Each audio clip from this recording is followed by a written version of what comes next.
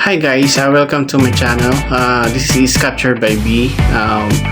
For today's video, didiscuss natin yung mga masasarap na pagkain pagdating ng summer, or pwede rin siguro hindi summer, pero this is mga food na mga Filipino food na masarap siya kainin, lalo na pag ganitong summertime. So, di ba, usually tayo mga Pilipino gusto lang natin kumain ng kung ano-ano, matatamis, malamig, basta kung ano-ano na i-invento natin mga pagkain. So, ito na. Ay share ko sa inyo ang aking top 10 na mga pagkain.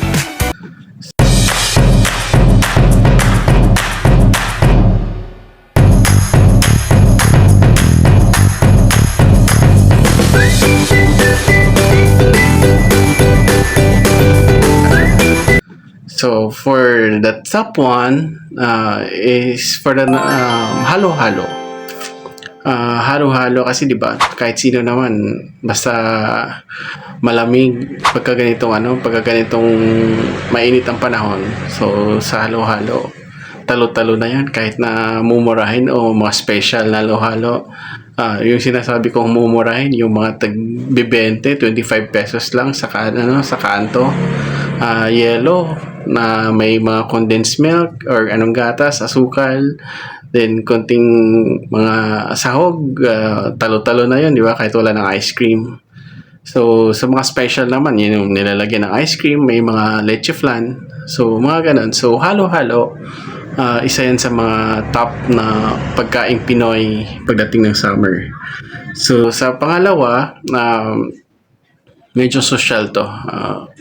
Ano to siya, mango float, or kasi usually kasi ang mangga kasi dito sa Pilipinas, season siya pagka summertime. So maraming produce ng mangga, so mura siya. So maraming nakakagawa ng mango float na masarap din siya, lalo na pang merienda, pang himagas. Kahit anong oras pwede siya kainin, di ba? Hindi lang siya pang dessert. So yun, sa pang number 3, ito since childhood, masarap talaga to. Sorbetes, or di kaya dirty ice cream, di ba? Sino ba namang hindi nag-aabang kay mamang sorbetero pagka narinig na natin yung mga tililing niya, di ba? So yun, isa yun sa mga inaabangan namin dati, lalong-lalo na ako nung kabataan ko.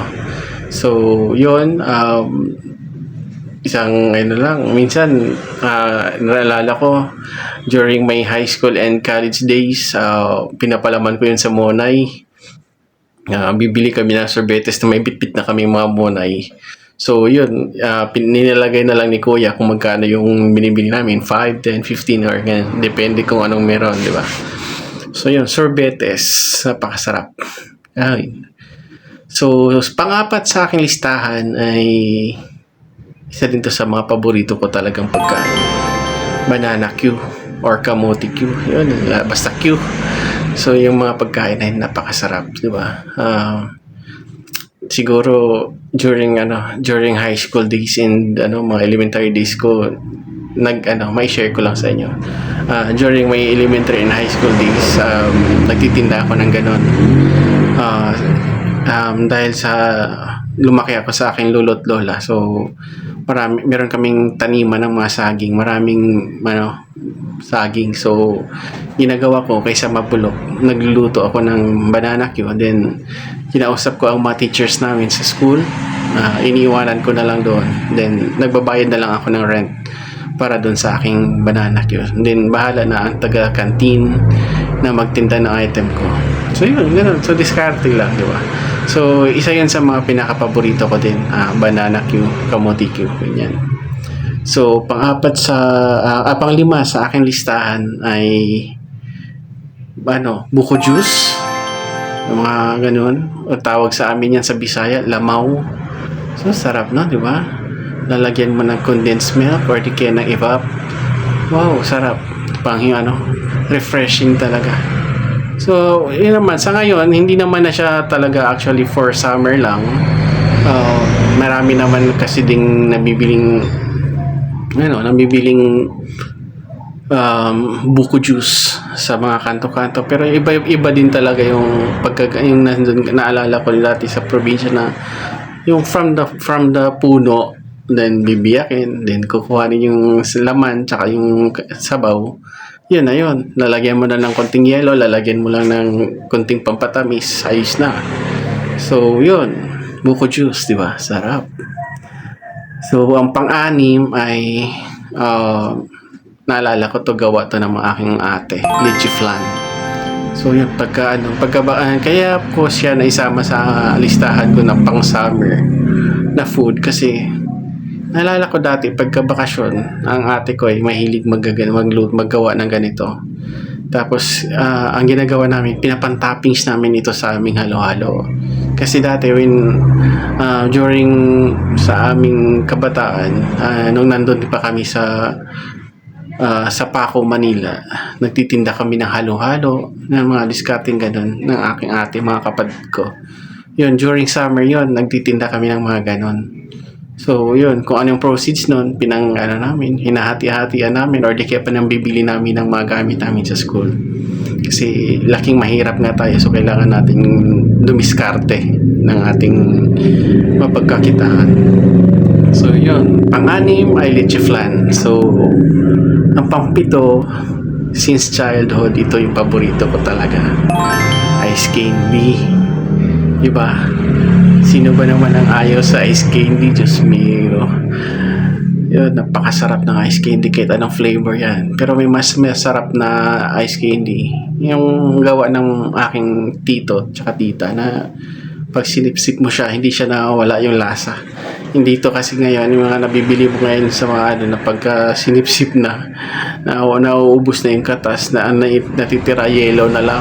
So, yung iba kasi na para siyang ice cream ang consistency niya pag kahit na matunaw na siya. So, yun, napakasarap. Diba? Ice candy. Parang gusto ko na tuloy kumain ng ice candy. So, yun. Ang pangwalo ko sa listahan, ito na naman tayo sa isang pagkain na masarap at malamig. Ito ay mais con yelo, diba? Or di kaya saging con yelo.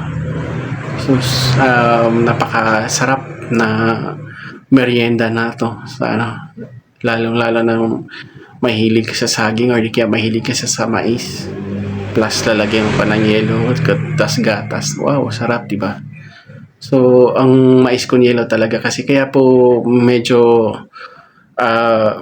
more on saging and mais dito sa Pilipinas kasi nga ito po yung halos maraming product na madaling makuha dito sa Pilipinas dahil nga tropical country tayo. So, yun, ang mais at saging isang pangunahing mga crops na tumutubo sa atin. So, yun, mais con yelo or saging con yelo. Then, ito, pang-siyam, ito nakikita to sa sa mga kanto-kanto, kahit ng tabing kalsada lang, maraming kulay ito. Alam niyo yung sa malamig. Marami siyang flavor, marami siyang 5 pesos, pwede mo nang bilhin, di ba? Napakasarap, refreshing na inumin. Yun. So, sinama ko siya sa aking top 10 kasi nga talaga nga namang paborito ko po yung mga ganun. Then, ang pang-sampu, alam niyo yung ensaladang mangga, diba? Nakakalaway isipin pa lang, naglalaway ka na. So, dahil nga ang mangga ay season niya tuwing kumbaga namumunga siya ng marami, iba't ibang klase ng mangga dito sa Pilipinas, namumunga siya at nag-harvest during summertime. So, dahil summertime ngayon dito sa Pilipinas, so maraming mangga. Kaya kahit saan ka mapunta, kahit saan kang kanto mapunta, mayroong nagtitinda ng mangga na may bagoong. Depende kung ano ng klaseng discarding ginagawa nila, basta mangga. Ensaladang mangga, pwede kang, ako dati sa probinsya, ang mangga ay alam mo yung nilalaglayan lang ng asin or di kaya yung mga bagoong na isda. Yun, yung pinakaano namin. may kasama pa yan. Pag may mangga ka, may additional pa akong isa paborito, yung nilagang saging.